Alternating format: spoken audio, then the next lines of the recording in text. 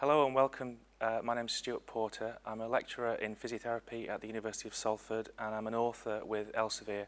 I'm happy to introduce the video portion of the iBod interactive website. This is a pilot project and today we're going to be looking at the knee joint.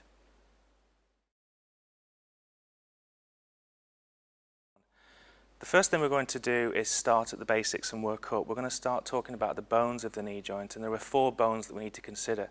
We've got the femur, which is the large bone in the thigh. We've got the patella, which is the kneecap.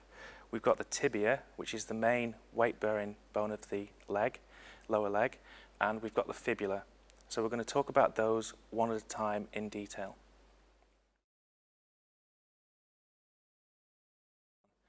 This is a femur. It's a right-sided femur, and we can tell that because the femoral head points towards the hip joint. So this is a right-sided femur.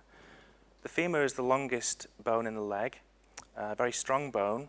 We're going to start at the top and work our way down. This part is called the head of the femur, which is the part that makes up the hip joint, and we're going to talk later about how the fact that the hip joint is much more stable than the knee joint from the bone point of view.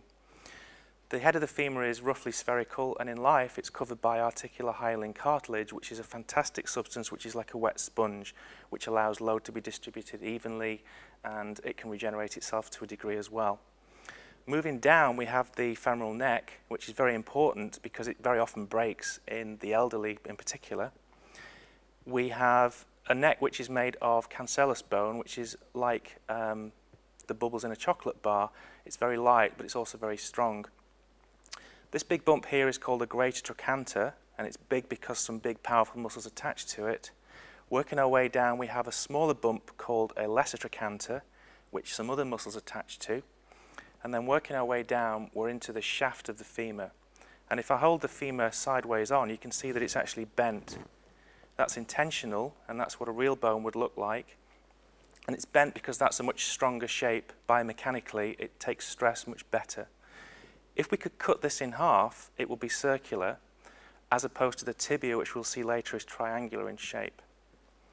Working our way down the shaft, we see a roughened line at the back called the linea aspera, and then we can see at the bottom of the femur that it fans out into 2 big bumps.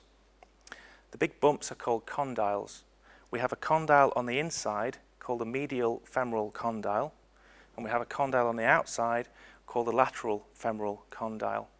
And we have a small bump on top of each condyle, which is called an epicondyle. So there is the lateral epicondyle, and here is the medial epicondyle.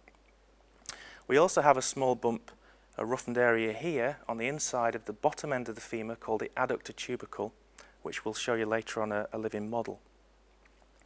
If you look at the shape of the femoral condyles, they're very important, and we're going to talk more about those later in terms of what they allow the knee to do and how they are suited to their function. But basically, in life, this bit here is all covered again in articular hyaline cartilage.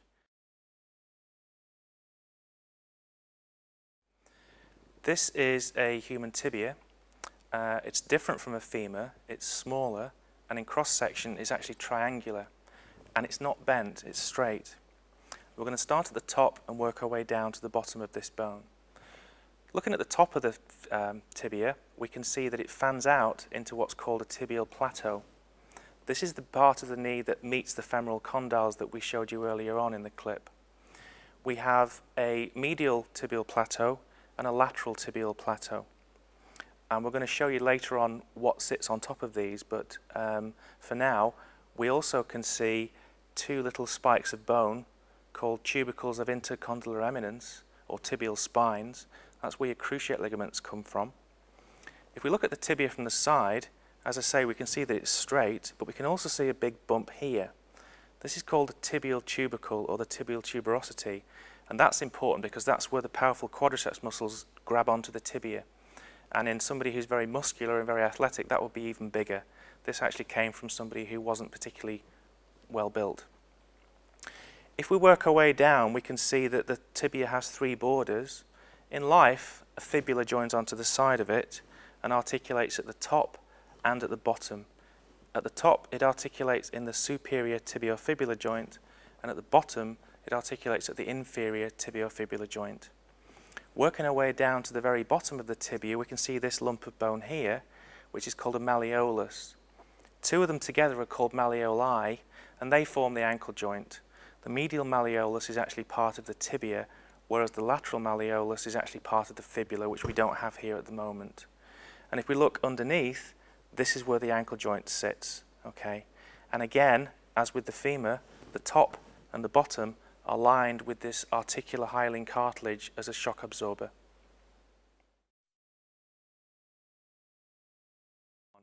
We've now added the fibula onto the tibia.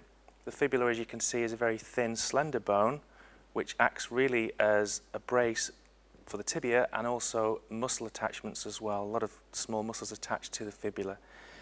The fibula has a head and a neck and a shaft, and at the bottom, the fibula has a malleolus, the lateral malleolus, which makes up part of the ankle joint, and three ligaments attached to that bony prominence. We're now going to add the patella to the femur. The patella is a sesamoid bone, which means it's a bone embedded inside a tendon. There are quite a few sesamoid bones in the body, but the patella is the largest example of one. We're going to talk later about why the patella is so important and good at what it does, but for now let's talk about what it is and where it is. The patella is shaped like an inverted teardrop, and it sits normally in the channels between the two femoral condyles. It's lined at the back again with articular hyaline cartilage, which is very slippery, and it should move up and down nice and smoothly. The quadriceps muscles go into the patella at the top, and at the bottom the ligamentum patellae, or the patella tendon, continues and inserts into the tibial tuberosity. So when the quadriceps contract, the patella moves up and the tibia is pulled round into a position of extension. This is a picture of the lower end of the femur to show the situation of the patella in the channels between the femoral condyles. This is what's known as a skyline view, and we actually have an X-ray which we're going to cut to after this to show you what this view looks like on an X-ray. This is a picture of a skyline view of the patella to show how it sits within the two channels between the femoral condyles. This model shows you the importance of the patella. What you can see here is the red femur and the red tibia without a patella, and what you can see is that the white band represents the patella tendon. Without a patella, this band approaches the tibia parallel to it, and it works at a very, very poor mechanical advantage. If Caroline now pretends to give it a patella, you can now see that the angle of approach increases, which makes the quadriceps work much more efficiently to pull the tibia round into extension.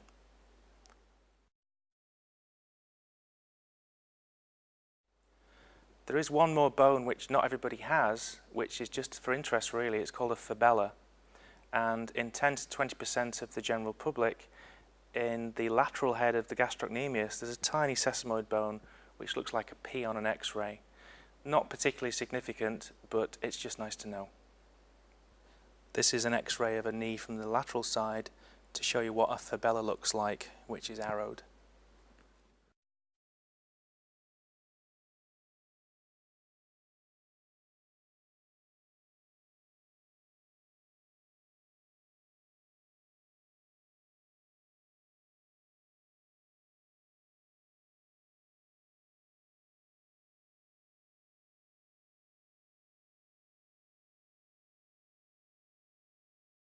About the bone there. We're going to start by talking about the collateral ligaments.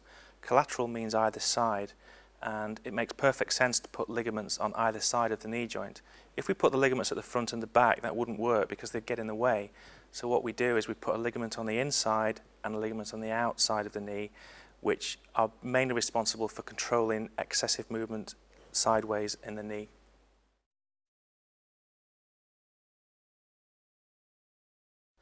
This picture shows you the relative sizes and shapes of the lateral and medial collateral ligaments of the knee. Okay, so now we're going to show you the first ligament, which is the lateral collateral ligament. On Caroline's leg, you can see that we've drawn the lateral collateral ligament, and I'll just talk you through what we've drawn. This shows the shape of the lower end of the femur, the femoral condyle, the lateral femoral condyle in this case, and this is the lateral femoral epicondyle. This represents the head of the fibula, and this green band here represents the lateral collateral ligament of the knee. It's very strong, very tough, and it's cord-like, and it basically is the shape of your little finger, and it sits between these two bony points here. And we're going to talk later about what movements it controls.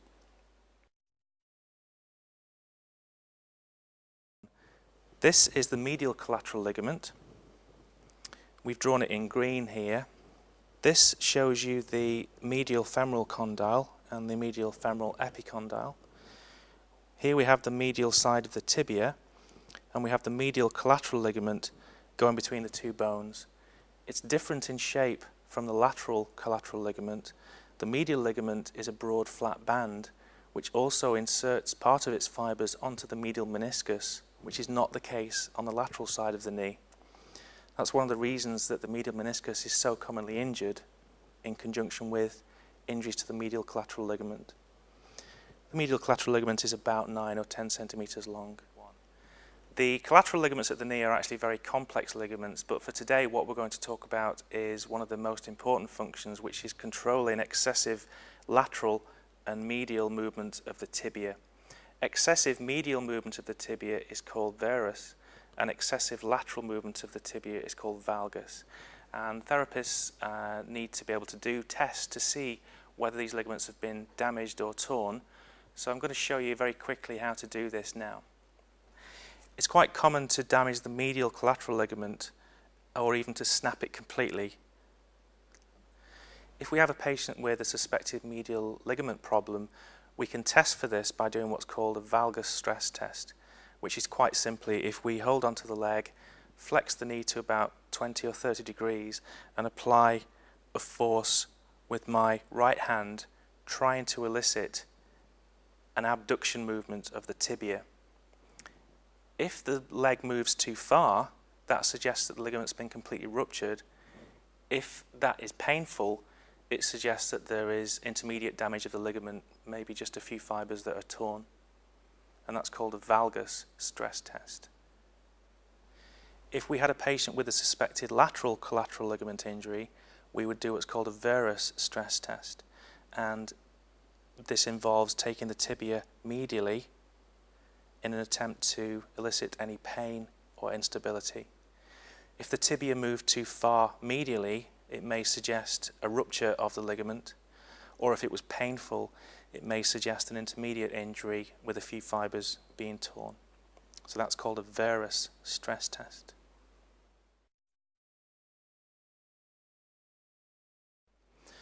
We've already shown you the collateral ligaments in the knee, which are very important, which control ab and adduction movements, but the knee needs more than that. It needs stability in an anterior and a posterior direction, and this is what the cruciates do.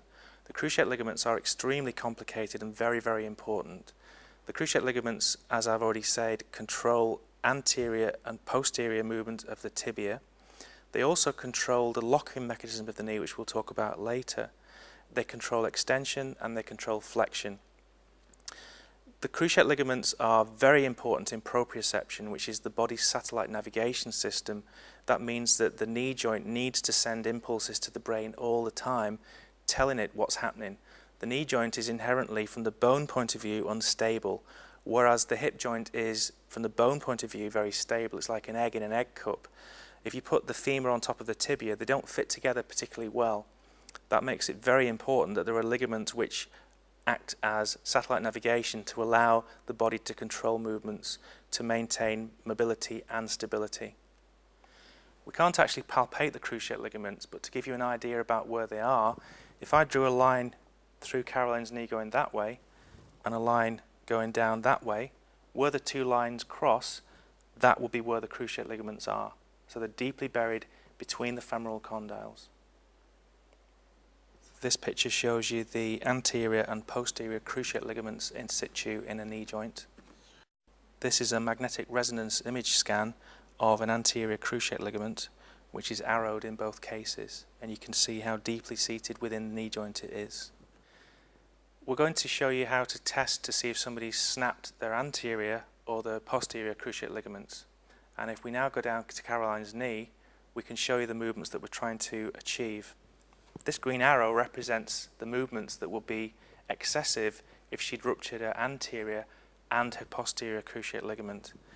If she's ruptured her anterior cruciate ligament, there will be too much movement forwards of the tibia on the femur. If she's ruptured her posterior cruciate ligament, there will be too much movement backwards of the tibia on the femur. And these are called anterior and posterior draw tests, which I'm now going to show you.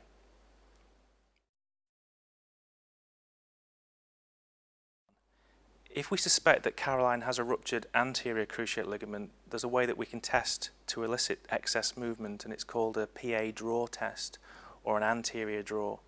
We flex Caroline's knee to about a right angle and we sit gently on her foot, and by pulling the tibia forwards, we can assess whether there is too much translation of the tibia. In a person who's got a ruptured anterior cruciate ligament, this will be far too great, this movement. And you'll actually see the tibial tubercle come forwards.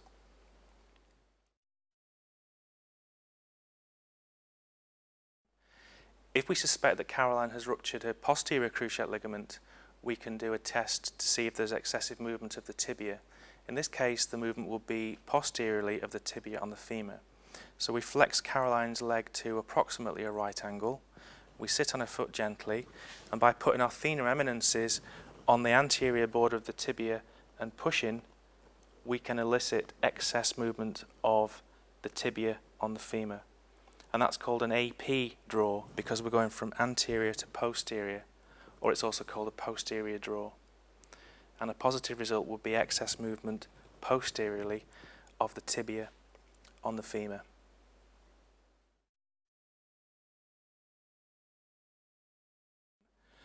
We're now going to talk about the muscles on the front of the thigh, which are the quadriceps. Quad means four and ceps means head. There are four distinct muscle groups here, and we're going to show you on Caroline's leg where these muscles are. The first muscle we're going to talk about is one called vastus medialis, which is on the inside of the thigh. All of the quadriceps extend the knee. Vastus medialis has got a particularly important function, which we'll talk about in a few seconds. Vastus medialis is on the medial side of the femur. On the outside of the femur, we have a muscle called vastus lateralis. In between the two, and deeply buried, we have a muscle called vastus intermedius. And then on top of that, we have a muscle called rectus femoris, which is the odd one out because as well as extending the knee, it actually flexes the hip as well, because it actually crosses over the hip joint and it comes from way up here. These three photographs show you the components of the quadriceps group. Going from left to right, we have vastus medialis on the inside and vastus lateralis on the outside. The middle picture shows rectus femoris, and the far right picture shows vastus intermedius. What we can see here are arrows to represent the pull of the various quadriceps muscles. The patella has been shown in blue here. What's important to realize about vastus medialis is that its pull is extremely oblique. You can see how it's pulling at a very oblique angle here. It has to do that because the other three quadriceps are pulling laterally. So for the patella to move up and down as it should, it needs to be this pull needs to be counteracted by the oblique pull of vastus medialis. So the end product of this is that when the patella moves, it moves that way. This picture shows you the impact of vastus medialis on the eventual direction of movement of the patella. What we're going to talk about now is some basic biomechanics of the knee. One of the important concepts to learn about is the Q angle or the quadriceps angle. I'm going to show you how to draw the Q angle on Caroline's leg. So if we can look at Caroline's leg now, what I've tried to show you here is how you would actually go about calculating somebody's Q angle. What we actually do is we draw a horizontal line bisecting the patella horizontally, and then we draw a vertical line going straight down through the middle of the patella and through the tibial tuberosity. So we've effectively created crosshairs over the middle of the patella. Then to calculate the Q angle, we draw a line from the middle of this crosshairs up towards the anterior superior iliac spine. and this green angle here is Caroline's Q angle. It varies from one person to another. The figures quoted are about 15 degrees in females and about 12 degrees in males.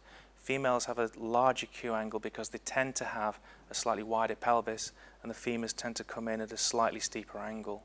But the important thing about the Q angle is that if your Q angle is too great or too small, it's thought that that can have severe impact on the loading and the pressures behind the patella. So it can be a predisposing factor towards patellofemoral pain. This picture shows you the Q angle.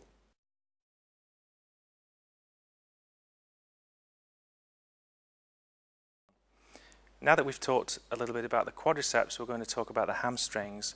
These are at the back of the leg, and there are 3 of them on each side. The hamstrings have got quite complex functions. They span more than one joint, so because of that, they get injured quite commonly. Muscles that go across 2 joints have a hard job to perform, and they do tend to cop it with injuries. The first hamstring we're going to talk about is one called biceps femoris. Biceps means 2 heads, and femoris means on the leg. So on Caroline's leg, we're going to show you now where biceps femoris actually comes from and what it does. All of the hamstrings come from the ischial tuberosity, which is the bony prominence that you sit on. Biceps femoris has actually got 2 heads. It's got a long head and a short head, which comes from the shaft of the femur. The 2 heads join together, pass down the lateral side of the thigh, cross the knee joint, and they actually go to the head of the fibula.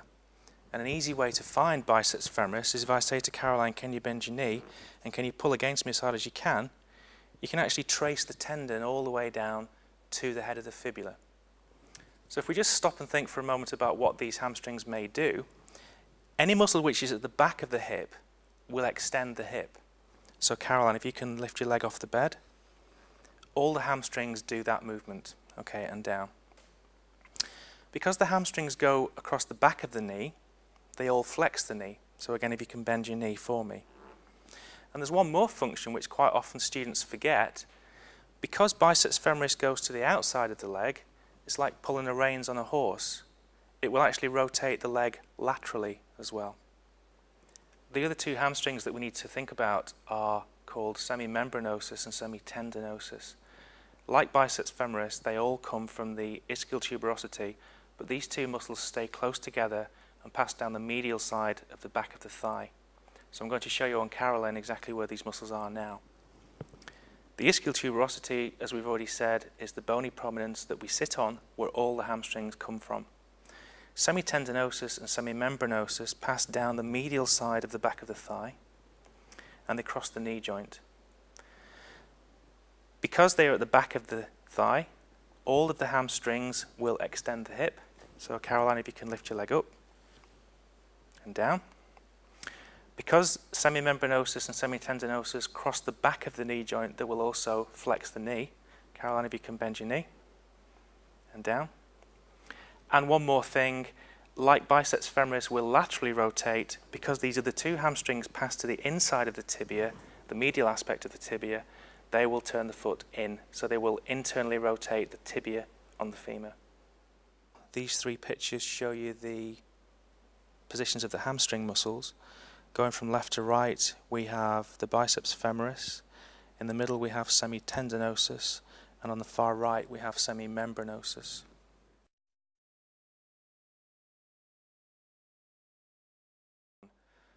We're now going to talk about the menisci in the knee, which are very important. But before we talk about what they are and where they are, we need to talk about the knee joint in general.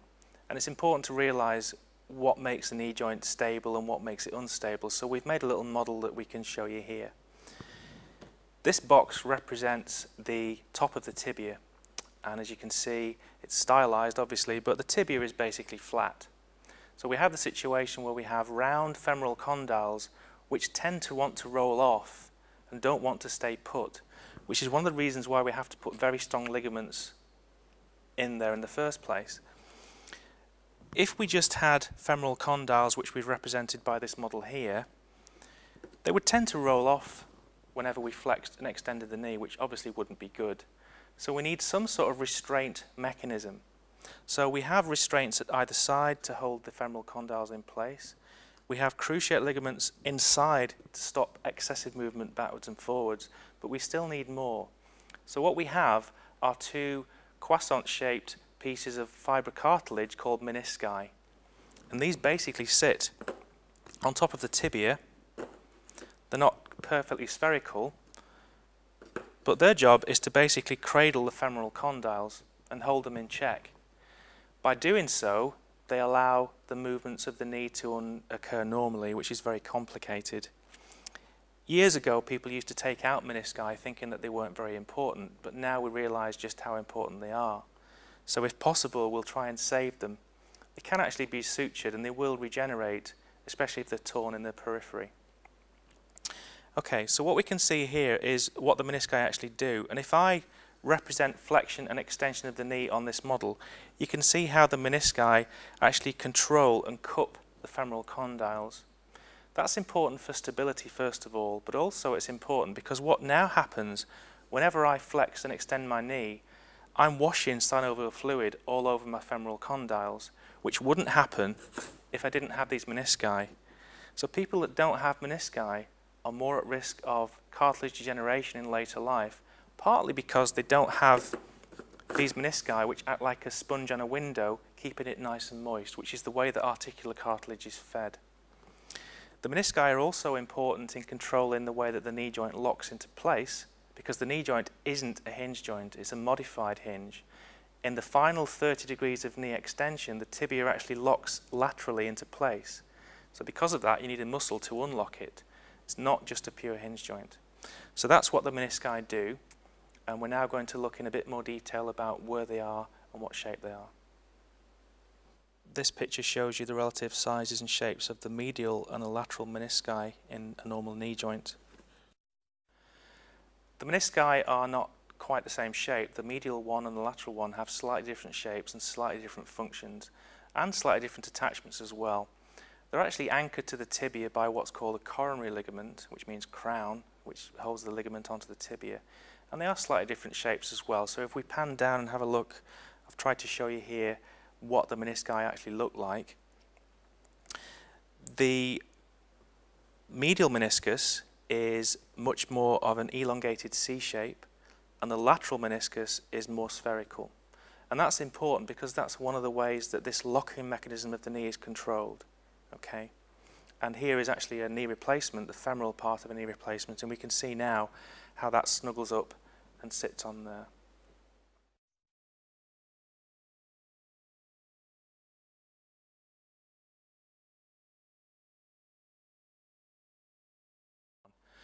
We're going to talk about the movements of the knee now, and the knee joint moves in two distinct planes. The first movement is flexion and extension. So Caroline, if you could bend your knee for me. And that's normally limited by soft tissue approximation between the gastrocnemius and the hamstrings. We can probably push that a little bit further by giving it overpressure, but most people have about 150, 160 degrees of knee flexion. If you then straighten your knee out for us, Caroline, and that position is called neutral or zero. It's not unusual to have a few degrees of hyperextension as well. It's important that you think about the position that the model's in when a person's flexing the knee. For example, if Caroline now tries to flex her knee when she's in prone lying, she can't flex the knee as much. The reason is that rectus femoris is now being stretched across both the hip joints and the knee joints. So you can see she can't get much beyond 100, 110 degrees of knee flexion.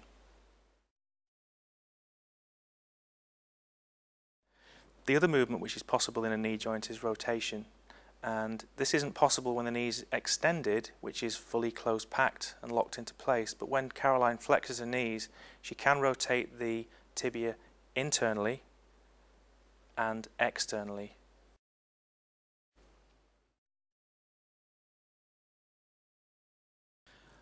Okay, Caroline's kindly let us paint on her leg just to show you the quadriceps and sartorius. On the right leg, we can see the tibia, the tibial plateau, the patella here, the patella tendon, and the quadriceps bulk. We have vastus medialis here, which pulls obliquely, vastus lateralis, which is on the outside, and then we have rectus femoris here, and underneath that, but invisible, would be vastus intermedius. On the left leg we've drawn Sartorius, which is the longest muscle in the body, and the job of Sartorius is to flex the hip, externally rotate the hip, abduct the hip, and also flex the knee. And the way to think of that is it's like trying to look at the sole of your own foot. So Caroline, if you could show us that movement. And that's Sartorius in action.